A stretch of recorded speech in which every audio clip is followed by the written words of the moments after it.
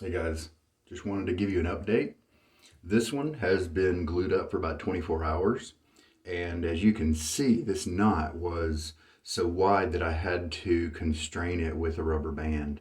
That way because I set it without any spacers, and so it was down deep, and that the width, that wedge action would have pulled it up out of the socket away from the glue. And so that's why I had to bind it up. This is that DS Cosmetic. Yep, DS Cosmetic AliExpress type handle. And this is the Mother Lode knot, 24 millimeter. And this socket was pretty much built for that. It's probably a 26 millimeter hole or something to that effect. And so it's not too deep. And so I went ahead and just glued it in there.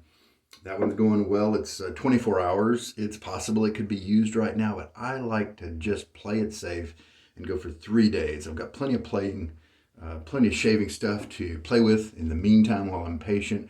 And especially in the case of a brush like this, it makes sure that all that silicone down in the core is cured properly. And so this is the SHD Finest Badger. Get it in the focus area here. That came from AliExpress Oumo brush, I guess. Maybe how you pronounce it. It's a wolf whiskers handle, and I got it at the meetup last year in Greensboro, 2019. And this one I did put 2 spacers in. And so this one has only been setting for, I don't know, overnight, 8 hours, because I had to use the daytime yesterday to put 1 spacer in, let that glue cure enough, put another spacer in, let that glue cure enough. And then at the end of yesterday, I was able to just stick this guy right in. He does not have rubber bands because the hole here is 28 millimeters, maybe 27, something like that.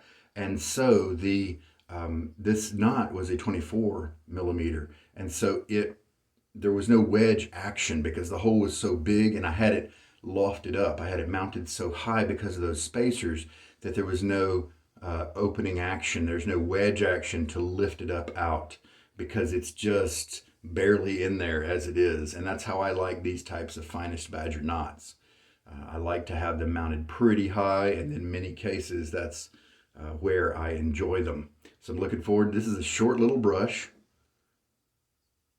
compared to this other guy. But I like the ergonomics of the handle, at least in theory, while I'm holding it now.